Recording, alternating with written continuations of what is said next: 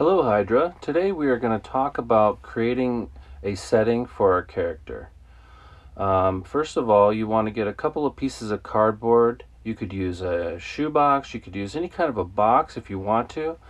I'm just choosing to use some flat pieces of cardboard, and I'm going to collage some colored paper on here, and I'm going to put these two pieces of cardboard that I'm starting with together when I get done.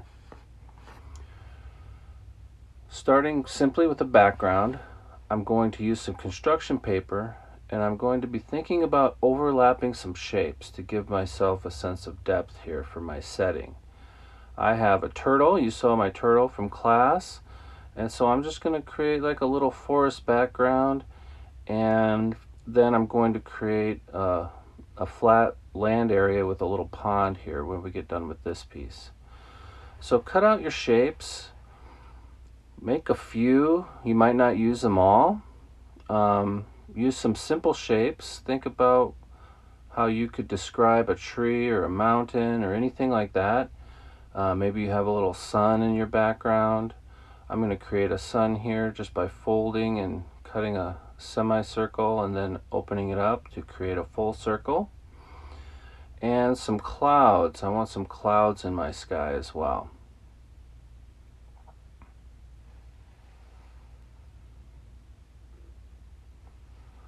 You can really create any kind of a background or a setting that you want. You can use any kind of a technique.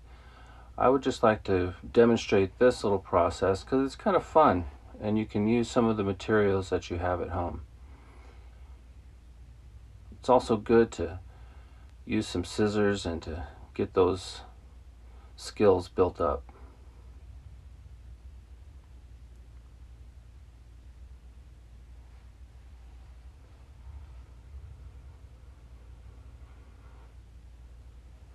One thing I like about collage as well is I can kind of plan things out before I commit to gluing them down. So I can really play with these shapes first and then make some decisions later. So now I'm ready to kind of play around with these elements that I've cut out. I decided to cut that big cloud in half and crop it off. And here I'm going to decide to overlap these clouds in front of the sun just to create some depth, to have some fun. And again, I can make all of these decisions if I play with my shapes first. So go ahead and try cutting out a few shapes and playing with their placement prior to committing to where they are going to go.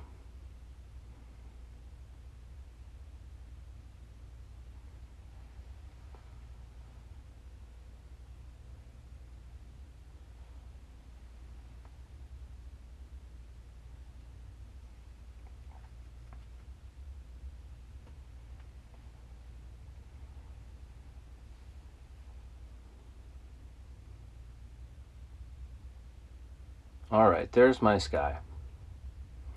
Next I'm going to be thinking about the tree trunks for the shapes that I cut out at the beginning, those little triangles that I'm going to use to represent trees. I'm just going to cut some basic little shapes here, and then I'm going to place them in the foreground. I'm just going to lay them on there. The overlap will happen when I place the tops of the trees on top of these tree trunks.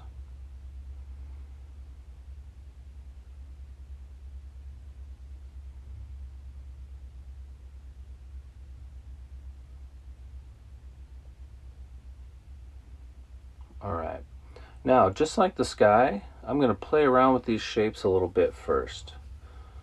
I'm going to grab what I have here and make some decisions. Maybe I want this here.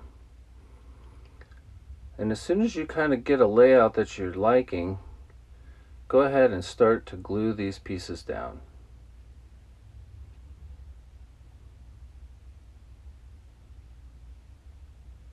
I'm starting with some of the smaller shapes first, overlapping some of the bigger shapes in front, and I will mix and match that idea with some of these other shapes.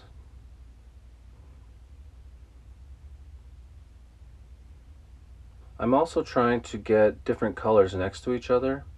so I can really see the difference in those shapes. So a variety of color, variety of shapes, and overlapping those varieties will give us a really cool little background setting for our creature, our character.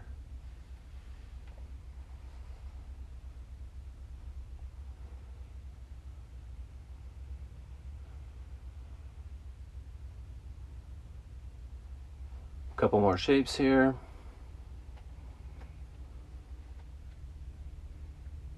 All right.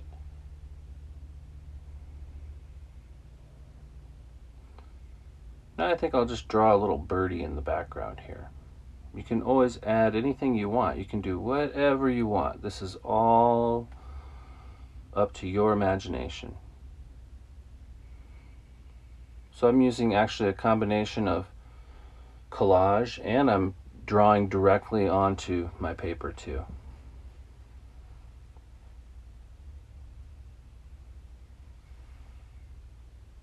Add a little detail to my tree trunks, give it some texture.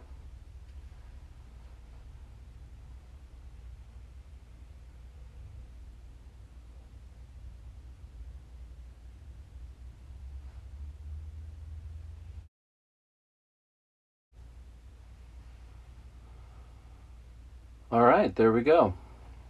Now I'm going to be working on the base, the flat part at the bottom. These two pieces of cardboard will go together at a 90-degree angle at the end. So I'm thinking about the ground here. And I'm really just going to apply all of the same techniques. I'm going to start with the ground layer. So I've got some leftover scraps here. Don't mind if there's little chunks cut out. You can always cover them up with more pieces. So again, I'm just going to start by gluing this down, just like I did the sky background on the first piece of cardboard.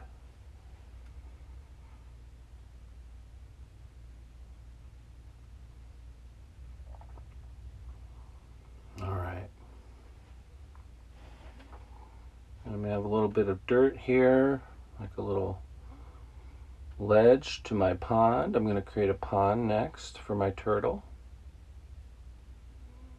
I'm just laying this on there. I'm going to trace out a shape, give myself an idea of what shape to cut here.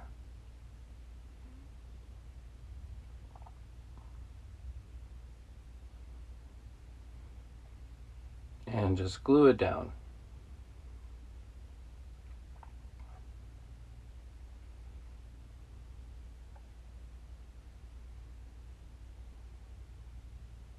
All right. Since my cardboard's a little big, I'm going to go ahead and trim it off. I'm just using a ruler here. You could use scissors, you could use whatever you got. I'm just going to use a little cutting knife here.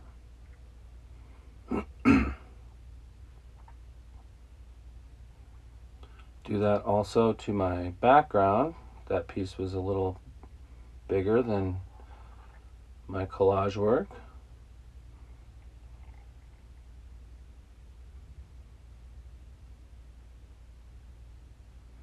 And now you can kind of get an idea of where I'm heading with this. I'm going to put these two pieces together now. So again, if you have a piece of cardboard or a shoebox that's all ready to go, you won't have to go through the process of putting this together. I just like to work on flat surfaces first, and then use some simple techniques to put them together. So here I'm just using tape. I overlapped it a little bit so that I could create basically a little hinge here with the tape. And I'm going to place the base, the ground underneath, and just bring that tape up at the bottom. And this still will not be stable enough, so I'm going to create two little corners, two little sides to help hold it up.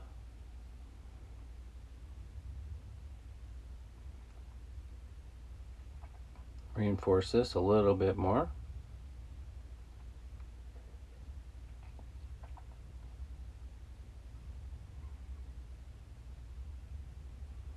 Okay, it's still going to want to fall backwards because nothing is really securing the two sides. So I'm going to take this leftover scrap. You can find any little piece of scrap. I'm just going to make these tiny little rectangles and do the same thing where I tape this rectangle connecting the back to the bottom, and just using tape again. So the key here is that I'm putting it on the outside. I'm not resting it against the back, and I'm not setting it on the bottom. I'm literally putting it on the outside of both of those two planes and taping them down. This will create enough stability to keep that box from folding back down flat.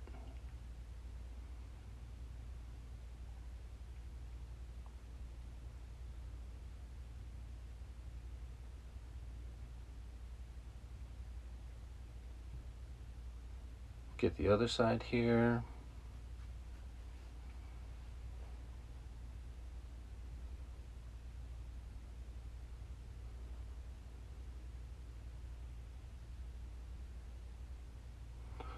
All right. I have completed the setting for my character. So again, this is only one way to do this. It's kind of a fun way. You can play around with this environment. This is essentially also like a diorama. So I've created this setting for my little turtle, and I've got my character in its setting. Have fun, you guys. I can't wait to see what you come up with.